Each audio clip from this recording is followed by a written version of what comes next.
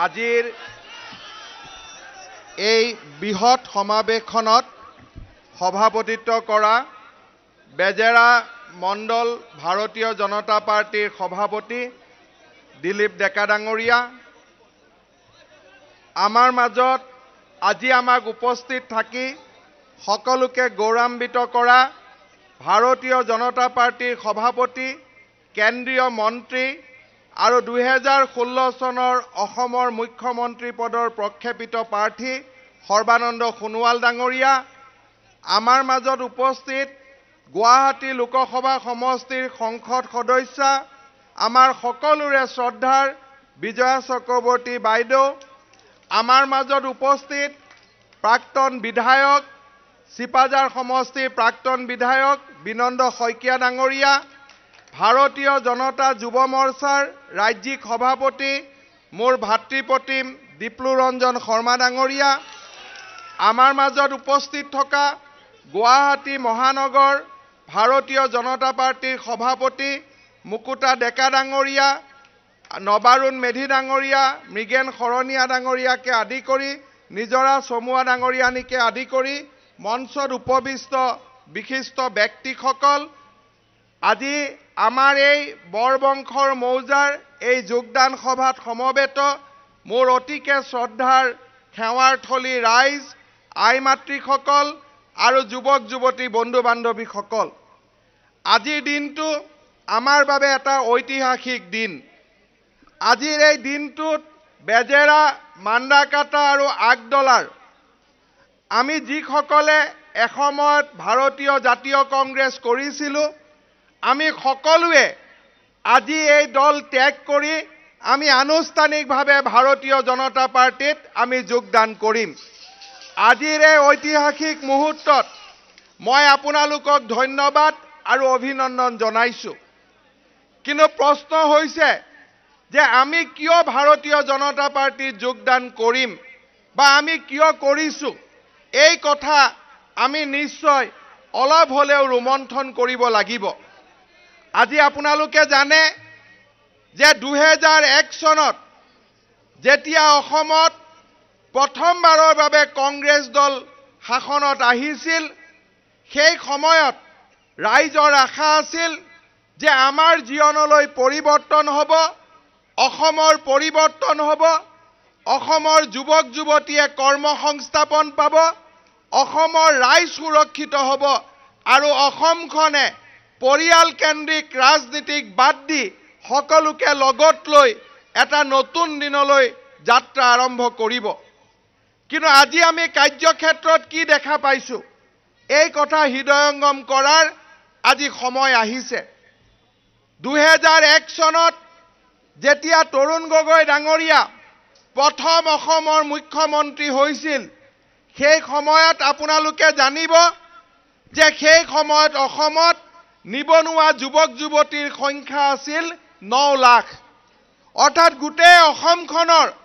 126টা সমষ্টিত নিবনুৱা যুৱক যুৱতী কিমান? 9 লাখ। আৰু আমি যেতিয়া শাসনত আহিছিলোঁ, তেতিয়া আমি কংগ্ৰেছ দলে আমি ৰাইজক কৈছিলোঁ আমি নিবনুৱা সমস্যা সমাধান কৰিম। কিন্তু কেইদিনমান আগতে 2013 চনত বিধানসভাত এটা প্ৰশ্ন উত্থাপন হৈছিল যে গগৈ ডাঙৰীয়া, এতিয়া অসমত নিবনুৱাৰ সংখ্যা কিমান? কাৰণ আপুনিতো 15 বছৰৰ বিকাশো কৰিলে, 15 বছৰৰ বিশ্বাসো ল'লে, এতিয়া নিবনুৱাৰ সংখ্যা কিমান? তেখেতৰ মন্ত্ৰীয়ে উত্তৰ দিলে যে এতিয়া নিবনুৱাৰ সংখ্যা আগত 9 লাখ আছিল, এতিয়া নিবনুৱাৰ সংখ্যা 23 লাখলৈ বৃদ্ধি পালে। আপোনালোকে চিন্তা কৰক যে 9 লাখ নিবনুৱা সমস্যা গৈ আজি 23 লাখ নিবনুৱা সমস্যা হ'ল। আমি যেতিয়া শিক্ষামন্ত্ৰী আছিলোঁ,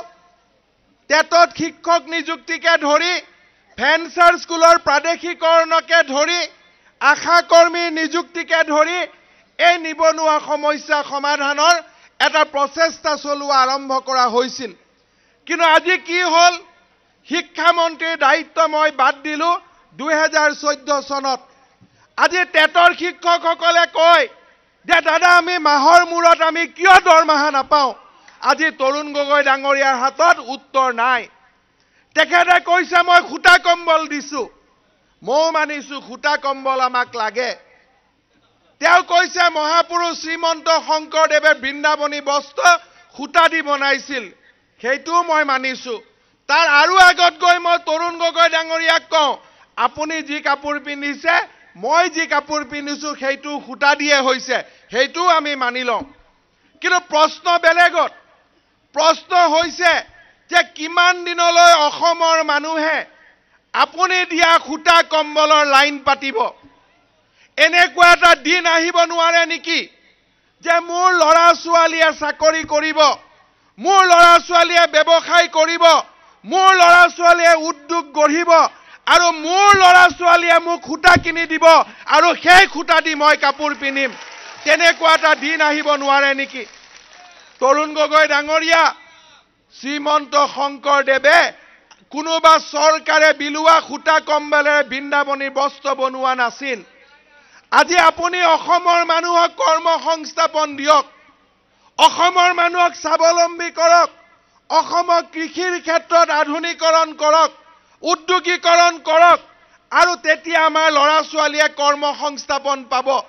আৰু সেই লৰা ছোৱালীয়ে নিজৰ মাক দেউতাকক খুটা কিনি দিব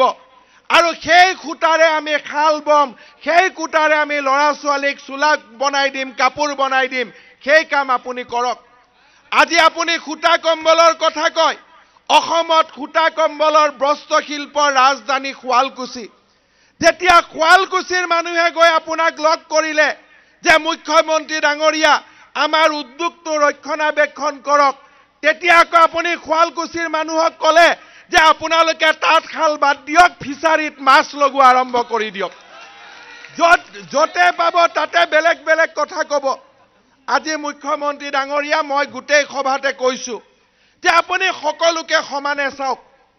আমাক সকলোকে সমানে চাওক যদি সঁচাকৈ দি খুটা কম্বলেৰে দি পেট ভৰে তেতিয়ালে আপুনি আপোনাৰ লৰাকো খুটা কম্বল দিয়ে ঘৰত খুৱাই নথলে কিয় আপুনি কওকচোন আপোনাৰ লৰাক আপুনি ঘৰত খুটা কম্বলেৰে খুৱাই নথয় আপুনি আপোনাৰ লৰাক এমপি বনাব যদি আপোনাৰ লৰাক এমপি বনাব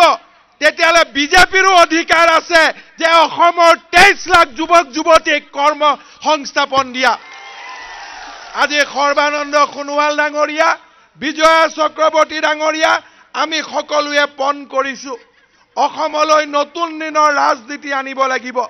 অসমৰ জীৱনলৈ পৰিৱৰ্তন আনিব লাগিব যাতে খুটা কম্বল আৰু চৰকাৰী খুটা কম্বল নালাগে নিজৰ নিবনুৱা ডেকা লৰা ছোৱালীয়ে মাক দেউতাকক খুটা কম্বল কিনি দিব আৰু এই খুটা কম্বলেৰে আমাৰ মাক দেউতাকে পুত্ৰৰ গৌৰৱ কৰিব যে মোৰ লৰাৰ হাতৰ কামৰ খুটা কম্বল মই পাইছো আজি দুখ লাগে অসমৰ মানুহক কেনেকুৱা ব্যৱহাৰ কৰা হৈছে আমি যেনেকৈ আপোনালোকে দেখিছে যে মই বেয়া উদাহৰণ নিদিও ভদ্ৰভাৱে কওঁ যে আমাৰ যদি দুখীয়া মানুহ এটা খাব নাই কোনোবাই যদি কয় যে তোমাক অলপ ভাত দিছো সি অতি আগ্ৰহেৰে ভাত ল'ব কিন্তু এবাৰ ভাত ল'ব গধূলিৰ ভাতটো ক'ত পাব আজি তৰুণ গগৈ ডাঙৰীয়াই কি ৰাজনীতি কৰিছে তেওঁ কয় যে কংগ্ৰেছৰ সভালৈ আহিব খুটা কম্বল দিম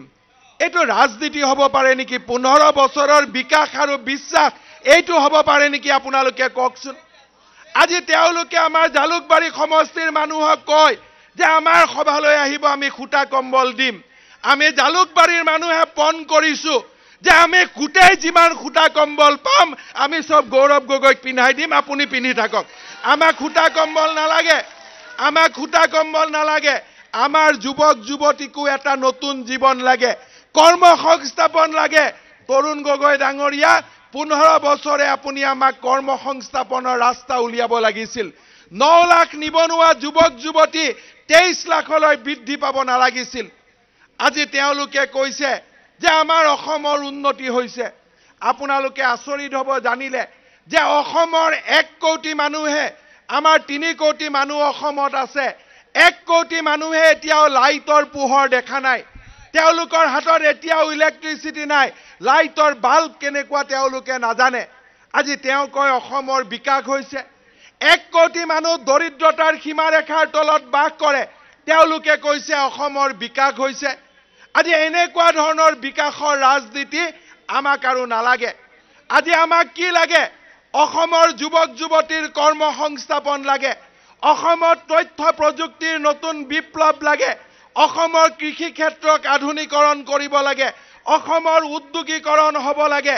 আজি আমাৰ অসমখন যাতে গুজৰাট মধ্যপ্ৰদেশতকৈও এখন ডাঙৰ ৰাজ্য হিচাপে প্ৰকাশ পাব পাৰে আমি তেনেকুৱা এটা সংকল্প কৰিছো আজি তৰুণ গগৈ ডাঙৰীয়াই আজি তেখেতে এটা নতুন ৰাজনীতি কৰিছে যতে গৈছে তাতে ঘোষণা কৰিছে মই তৰুণ গগৈ ডাঙৰীয়াক কম যে অসমত এনেকুৱা কোন মুখ্যমন্ত্ৰী আছিলে যোনে জানে যে মোৰ 1 মাহ পিছত নিৰ্বাচন হ'ব মই ঘোষণা কৰি গৈ থাকিম এনেকুৱা কৰি যোৱাকালি এখন সভাত তেওঁ কৈছে যে মই অমুকত 5 কোটি দিম অমুকত 1000 দিম অমুকত 6 কোটি দিম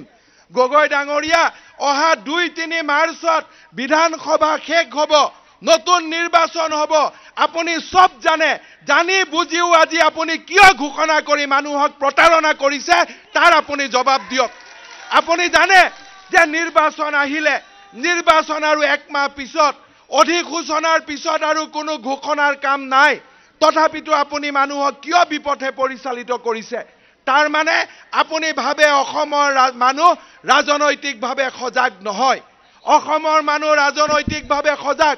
আজি অসমৰ মানুহে জানে যে খিলঞ্জীয়া হিন্দু মানুহ খিলঞ্জীয়া মুছলমান মানুহ আজি অসমৰ জাতি জনগোষ্ঠীৰ সন্মুখত কিমান আজি বিপদ আছে তাক আজি আমি জানো আমাৰ জালুকবাৰী সমষ্টিৰ খিলঞ্জীয়া মুছলমান মানুহ আছে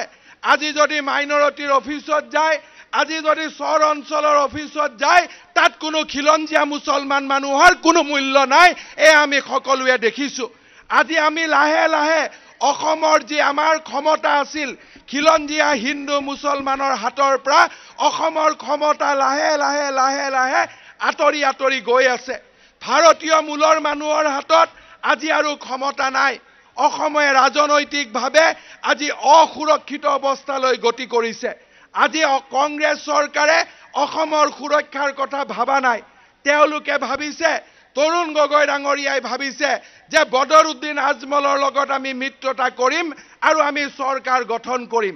আজি তৰুণ গগৈ ডাঙৰীয়াক কৈছো যে তেনেকুৱা কাম অসমৰ মানুহে কেতিয়াও স্বীকৃতি নিদিয়ে অসমৰ মানুহে বিচাৰে আজান ফকীৰ শংকৰদেৱৰ যি সমন্বয়ৰ হেতু আছিলে অসমৰ খিলঞ্জীয়া হিন্দু খিলঞ্জীয়া মুছলমান লোকৰ হাতত অসমৰ ৰাজনৈতিক ক্ষমতা থাকিব লাগিব আৰু সেই কথা অসমৰ মানুহে বিচাৰে আৰু সেই কাৰণে ভাৰতীয় জনতা পাৰ্টি আমি কৈছো যে এইবাৰৰ নিৰ্বাচন শৰাইঘাটৰ আমাৰ বাবে শেষ যুদ্ধ আমি শৰাইঘাটৰ যুদ্ধত আমি যাব খুজিছো আজি তৰুণ গগৈ ডাঙৰীয়াই কয় যে মই শৰাইঘাটৰ যুদ্ধত যাম হয় তৰুণ গগৈ ডাঙৰীয়া আপুনিও শৰাইঘাটৰ যুদ্ধত যাব কিন্তু একফালে খুহাতে আপোনাৰ লগত থাকিব ৰকিবুল হুছেইন বাওফালে থাকিব বদৰুদ্দিন আজমল আৰু আমি যুদ্ধত যাম বিজেপি দলৰ 25 লাখ কৰ্মকৰ্তাক লগত লৈ আমি যুদ্ধ লৈ যাম আৰু আমি যুদ্ধত জিকিম কাৰণ আমি বিচাৰিছো আমাৰ অসমখন সুৰক্ষিত হওক আমি বিচাৰিছো আমাৰ অসমখন সৰ্বশ্ৰেষ্ঠ হওক আমি বিচাৰিছো আমাৰ অসমখন বিকাশৰ পথলৈ আগুৱাই যাওক ইয়াতে আমাৰ কংগ্ৰেছ দলৰ 2-এজন নেতা আমাৰ জালুকবাৰী সমষ্টিলৈ আহে কোনোবাই কয় 25,000ত হৰুৱাই দিম হিমন্তক কোনোবাই কয় 20,000ত হৰুৱাই দিম মই কৈছো হৰুৱা জিকুৱা ডাঙৰ কথা নহয় কিন্তু জালুকবাৰী সমষ্টিৰ মানুহৰ মনৰ মাজত মই আছো আৰু মৃত্যুৰ দিনলৈকে মই মনৰ মাজত থাকিম আপোনালোকৰ হাজাৰৰ অংকই মোক স্পৰ্শ কৰিব নোৱাৰে জালুকবাৰীয়ে এদিন এই এটা জাগাৰ অখ্যাত এজন যুৱকক জালুকবাৰীয়ে লৈ আহি বিধায়ক পাতিছিলে সেই বিধায়কজনক জালুকবাৰীয়ে শক্তি দিছিলে আৰু মোক ইমানে শক্তি দিছিলে যেতিয়া অসমৰ কথা আহিছিলে মোক আপোনালোকে ইমানে শক্তি দিছিলে যে ৰাহুল গান্ধীৰ দৰে নেতাকো মই বুঢ়াঙুলি দেখুৱাই মই ওলাই আহিছিলো কিয় এই শক্তি এই কাৰণে দিছিলে আপোনালোকে মোক শক্তি দিছিলে যে পৰিয়ালৰ ৰাজনীতিৰ বিৰুদ্ধে মাতক আপোনালোকে মোক শক্তি দিছিলে যে সত্য আৰু ন্যায়ৰ পথত থাকক আপোনালোকে মোক শক্তি দিছিলে যে অসমৰ স্বাৰ্থত যাতে কোনোদিনে কম্প্ৰমাইজ কৰা নহয় আৰু সেই কাৰণে আজি আমি কৈছো যে যিসকল ইয়াতে কংগ্ৰেছৰ আহে তেওঁলোকক আমি স্পষ্টভাৱে কৈছো যে আপোনালোকৰ হাজাৰৰ অংক আমাক নালাগে, আপোনালোকৰ পোষ্টাৰৰ অংক নালাগে। সাহস আছে যদি জালুকবাৰী মানুহৰ হৃদয়ৰ পৰা মোৰ নাম মুছক, তাক আপোনালোকক মই প্ৰত্যাহ্বান দিছো। সেই কাম আপোনালোকে কৰিব নোৱাৰে। জালুকবাৰীৰ ৰাইজৰ হৃদয়ত মই আছো। MLA থাকো নাথাকো মৃত্যুৰ দিনাখনলৈকে জালুকবাৰীৰ ৰাইজৰ হৃদয়ৰ বুকুত মই আছো। আমি ভোটৰ ৰাজনীতি নকৰো, আমি ভোটৰ ৰাজনীতি নকৰো। নিৰ্বাচনৰ আগত গৈ তোমাক খুটা দিম, তোমাক কম্বল দিম, ভোটৰ ৰাজনীতি মই নকৰো। ভোটৰ ৰাজনীতি বিজেপিয়ে নকৰে। আমি হৃদয়ৰ ৰাজনীতি কৰো। মানুহৰ হৃদয়ত স্থান পোৱাৰ আমি ৰাজনীতি কৰো। মানুহৰ মনৰ মাজত স্থান পোৱাৰ ৰাজনীতি আমি কৰো। আমাক অংক নালাগে। নিৰ্বাচনৰ আগত আহিলো, তোমাক খুটা দিম, তোমাক কম্বল দিম, তোমাক আত্মসহায়ক গোটক টকা দিম। নিৰ্বাচনৰ আগত কি কৰিছিলা? 5 বছৰে ক'ত শুই আছিলা? 5 বছৰে টোপনিৰ পৰা সাৰ নোপোৱা, কুম্ভকৰ্ণৰ দৰে নিৰ্বাচনৰ সময়ত সাৰ পোৱা। এনেকুৱা ৰাজনীতি আমাক নালাগে। তৰুণ গগৈ ডাঙৰীয়া আৰু তেওঁৰ লগত যিবিলাক সাংগু পাংগু আহে, মই আপোনালোকক কম, আপোনালোকে হৃদয়ৰ ৰাজনীতি কৰক। টেটৰ শিক্ষকক দৰমহা দিয়ক, ফেন্সাৰ স্কুলক প্ৰাদেশিকৰণ কৰক, 108 নম্বৰ গাড়ীবিলাক ভালকৈ চলিব দিয়ক, হস্পিটালত ঔষধ আনক, ডাক্তৰ আনক হস্পিটালত। মই বিধায়ক থাকোঁতে যেনেকৈ বেজেৰা হস্পিটাল চলিছিল, আজিও তেনেকৈ হস্পিটাল চলাওক, আজিও তেনেকৈ মেডিকেল কলেজ চলাওক। তেতিয়া আপোনালোকক মানুহে হৃদয়েৰে মৰম কৰিব, হৃদয়েৰে আপোনালোকক সাৱটি ল'ব। খুটা কম্বলে হৃদয় জয় কৰিব নোৱাৰে। যোৱাকালি নৰেন্দ্ৰ মোদী ডাঙৰীয়া যোৱা পৰহি টেঙাখাটত আহিছিল। আমি বহি আছিলো লেপেটকটাত, গেছ কেকাৰ প্ৰকল্পৰ উদ্বোধন। মাননীয় অসমৰ মুখ্যমন্ত্ৰী ডাঙৰীয়া তেখেতে সেই সভাটো গৈ ৰাজনীতি কৰে বোলে এই কাম কংগ্ৰেছে কৰিছিলে। কিন্তু মই আপোনালোকক প্ৰশ্ন কৰিব খোজো যে কংগ্ৰেছে ক'ত কৰিছিল আমি দেখা নাই, কিন্তু গেছ কেকাৰ প্ৰকল্প আছিল অসম আন্দোলনৰ পৰিণতি, 800 শ্বহীদৰ পৰিণতি। আজি কিন্তু তৰুণ গগৈ ডাঙৰীয়াই লিখে যে গেছ কেকাৰ কংগ্ৰেছে আনিলে। তেওঁলোকে কিয় এনেকৈ কয়? কাৰণ তেওঁলোকৰ মতে অসমীয়া শ্বহীদৰ তেজৰ কোনো মূল্য নাই, অসমৰ মানুহৰ কোনো মূল্য নাই। মই গৌৰৱ অনুভৱ কৰোঁ যে সেইদিনাখন কিন্তু সভাত সৰ্বানন্দ সোণোৱাল ডাঙৰীয়াই গেছ কেকাৰৰ কৃতিত্ব কোনো দিল্লীৰ মানুহক দিয়া নাই, দিছপুৰৰ মানুহক দিয়া নাই। তেখেতে কৃতিত্ব অকল অসম আন্দোলনৰ শ্বহীদসকলক দিছিলে। এই ধৰণৰ নতুন ৰাজনীতি আমি কৰিব খোজো। আজি তৰুণ গগৈ ডাঙৰীয়াই কৈছে যে 15 মাহত নৰেন্দ্ৰ মোদী ডাঙৰীয়াই কি কৰিলে। আজি মোৰ হাঁহি উঠে। ক্লাছ 5ত ল'ৰা এটা এডমিশ্যন হৈছে, তাক তৰুণ গগৈ ডাঙৰীয়াই সুধিছে তুমি মেট্ৰিকত কিমান নম্বৰ পাবা। কিন্তু তেওঁ 15 বছৰ শাসন কৰিলে। এতিয়া তেওঁৰ মেট্ৰিক দিয়াৰ সময়, তেওঁক আমি কৈছো তুমি অংকৰ প্ৰশ্নখন ফিল-আপ কৰা। তেওঁ কৈছে মই ফিল-আপ নকৰো, আপুনি ফিল-আপ কৰি দিয়ক। তাৰমানে তেওঁৰ পৰীক্ষা তেওঁ উত্তৰ নিদিয়ে, তেওঁ পোষ্টাৰ লগাব লাগিছিল। 15 বছৰত তেওঁ কি কৰিলে? এতিয়া তেওঁ প্ৰশ্ন সোধে নৰেন্দ্ৰ মোদীক। পৰীক্ষা তৰুণ গগৈ, নিৰ্বাচন বিধানসভাৰ, নিৰ্বাচন দিছপুৰৰ, আৰু তেওঁ প্ৰশ্ন সোধে দিল্লীক। আপোনালোকে তেওঁৰ ৰাজনীতি চাওক। তেওঁ ভাবে যে অসমৰ মানুহ ৰাজনৈতিকভাৱে মূৰ্খ। তেওঁ কয় নৰেন্দ্ৰ মোদী ডাঙৰীয়াই কি কৰিলে। নৰেন্দ্ৰ মোদী ডাঙৰীয়াই কি কৰিলে? আজি নৰেন্দ্ৰ মোদী ডাঙৰীয়াৰ কাৰণে অসমত এখন এইমছ হ'ব, এই কথা তৰুণ গগৈ ডাঙৰীয়াই জানিব লাগে। আজি নৰেন্দ্ৰ মোদী ডাঙৰীয়াই তেওঁ বৰাকৰ পৰা গুৱাহাটীলৈকে ৰেল নাছিল, ৰেলপথ নাছিল। নৰেন্দ্ৰ মোদী ডাঙৰীয়াই 15 মাহত ৰেলপথৰ কাম আৰম্ভ কৰিলে। যোৰহাটৰ পৰা তিনচুকীয়ালৈকে ৰাস্তাৰ বহলোৱাৰ কাম আৰম্ভ কৰিলে। আজি অসমৰ চাৰিওফালে মুদ্ৰা ৰোল, জনধন যোজনা, এটা নতুন পেঞ্চনৰ যোজনা, বীমা যোজনা, নতুন ধৰণৰ আঁচনিৰে আমাৰ ৰাজ্যখনক আগুৱাই নিবলৈ এটা ডাঙৰ সংকল্পৰে তেখেত আগুৱাইছে। তৰুণ গগৈ ডাঙৰীয়াই কৈছে মই খুটা কম্বল দিম। নৰেন্দ্ৰ মোদী ডাঙৰীয়াই কৈছে মই ডেকা ল'ৰাক স্কিল দিম, কৌশল দিম, ব্যৱস্থা দিম, উদ্যোগ দিম, যাতে আমাৰ ৰাজ্যখনৰ নিবনুৱা যুৱক যুৱতী আগবাঢ়ি যাব পাৰে। আজি তৰুণ গগৈ ডাঙৰীয়াই পোষ্টাৰ লগাইছে আৰু তেওঁক দেখি দেখি তেওঁৰ পালি পহৰীয়াবিলাকেও পোষ্টাৰ লগাব শিকিছে। পোষ্টাৰত ৰাজনীতি নহয়। তৰুণ গগৈ ডাঙৰীয়াক মই কৈছো বিশ্বাস আৰু বিকাশ কেতিয়া হয়? যেতিয়া নৰেন্দ্ৰ মোদী ডাঙৰীয়াৰ দৰে যেতিয়া নিস্বাৰ্থভাৱে কোনোবাই কাম কৰে তেতিয়া তাত বিশ্বাস আহে বিকাশ আহে আপোনাৰ ৰাজনীতিত আজি বিশ্বাস নাই বিকাশ নাই আপুনি মাত্ৰ দেখা পাইছে যে কেনেকে কাক খুটা কম্বল সৰু খুৰা ৰাজনীতি কৰি কেনেকে আমাৰ জাতিটোক ধ্বংস কৰিব পাৰি আপুনি তাৰ বাদে আৰু আপুনি একো দেখা নাই আমি কিন্তু সপোন দেখিছো আমি বিচাৰিছো অসমৰ মানুহে ঘৰে ঘৰে বিদ্যুৎ পাওক আমি বিচাৰিছো অসমৰ জলসিঞ্চনত পানী আহক আমি বিচাৰিছো অসমৰ মানুহে খোৱা পানী পাওক য'ত ফ্লোৰাইড নাথাকিব য'ত আৰ্ছেনিক নাথাকিব আমি বিচাৰিছো এখন অসম হওক য'ত খিলঞ্জীয়া মুছলমান আৰু খিলঞ্জীয়া হিন্দু খিলঞ্জীয়া খ্ৰীষ্টান খিলঞ্জীয়া শিখ খিলঞ্জীয়া বুদ্ধিষ্টৰ ৰাজত্ব ৰাজনৈতিক শাসন চলক আমি এখন নতুন অসম বিচাৰিছো যিখন সুৰক্ষিত অসম হ'ব বিকশিত অসম হ'ব সৰ্বশ্ৰেষ্ঠ অসম হ'ব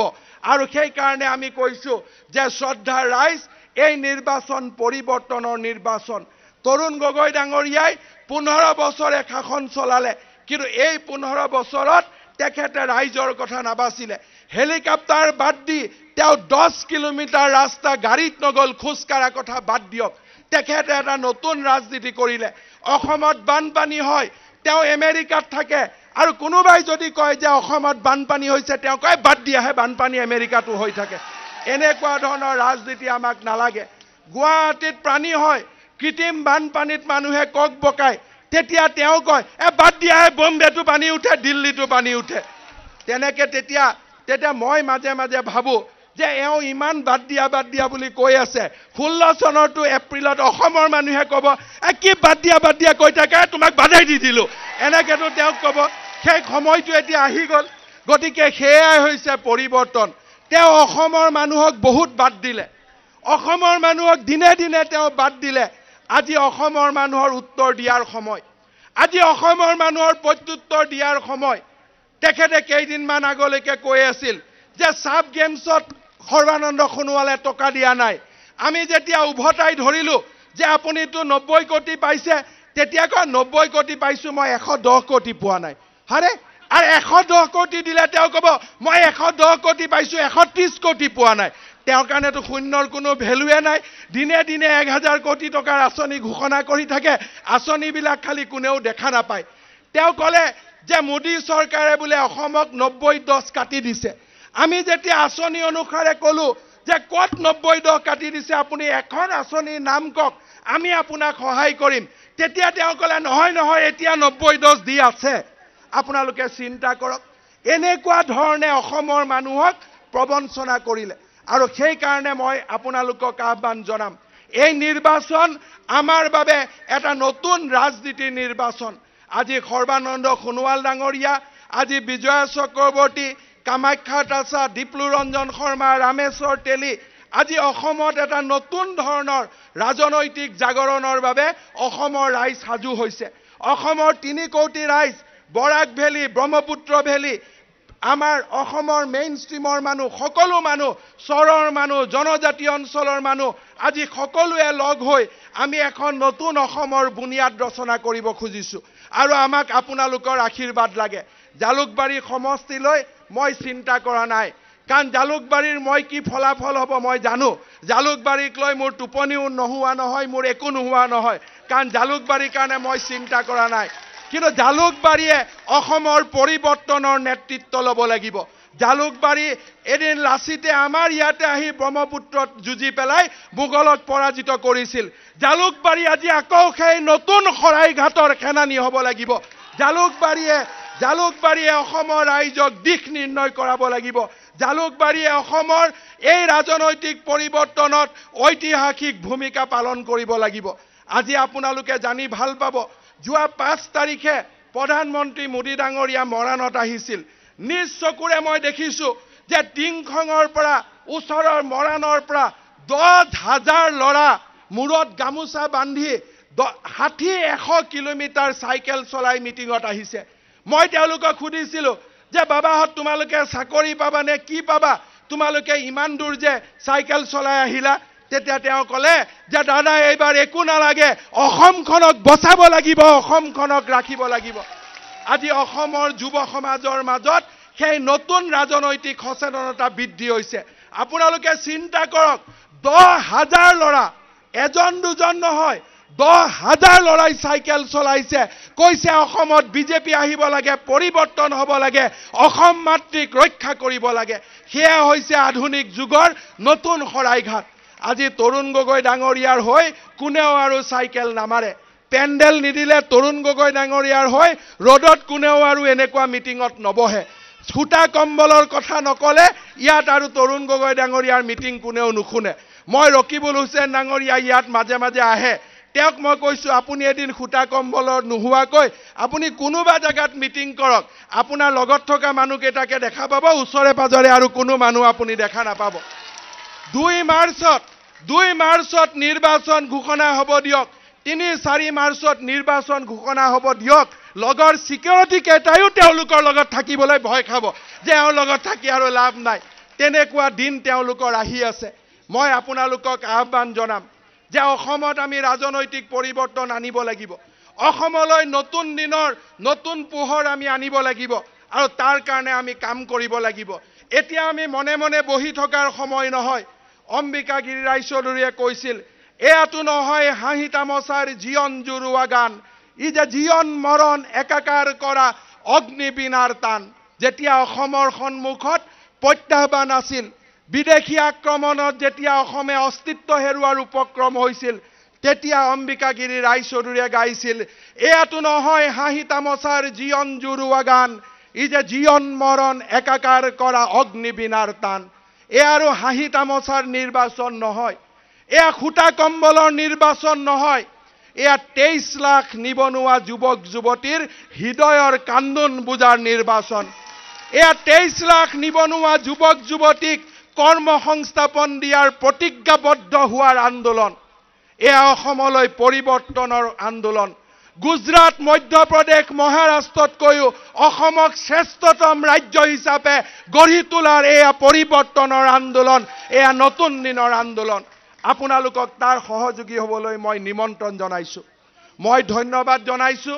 আজি ভাৰতীয় জনতা পাৰ্টিৰ যিসকল লোকে যিসকল অক্লান্ত কৰ্মীয়ে যোৱা 15 বছৰ 20 বছৰ ধৰি ভাৰতীয় জনতা পাৰ্টিৰ এটা বটবৃক্ষ জালুকবাৰী সমষ্টিত ৰুইছিলে আজি এনেকুৱা এটা সময় হ'ল যে আজি গছডাল ইমান ডাঙৰ হ'ল এতিয়া আৰু কংগ্ৰেছক খালি পোষ্টাৰত দেখা পাব ভোটৰ বাকচত আৰু কোনেও দেখা নাপায় আজি সেইসকল কৰ্মীক যিসকলে ত্যাগ কৰিছিল পৰিশ্ৰম কৰিছিল দলটোক নিৰ্মাণ কৰিছিল তেখেতসকলক মই অন্তৰৰ কৃতজ্ঞতা যাচিছো আজি আমাৰ যিসকলে কংগ্ৰেছ দলত আছিলে নতুন দিনৰ আশালৈ পৰিৱৰ্তনৰ বাতৰিলৈ আজি যিসকলে আপোনালোকে ইয়াত আহি আমাৰ ভাৰতীয় জনতা পাৰ্টিত যোগদান কৰিলে আপোনালোকক মই অভিনন্দন জনাইছো আপোনালোকক মই আদৰণি জনাইছো বহুতে কয় যে নতুন মানুহে ভাৰতীয় জনতা পাৰ্টিত পাৰিবনে নাই আপোনালোকে জানি আচৰিত হ'ব শুনি আচৰিত হ'ব বিজয়া বাইদেউ এদিন এজিপি কৰিছিল আজি বিজয়া বাইদেউ বিজেপি দলৰ সৰ্বশ্ৰেষ্ঠ নেত্ৰী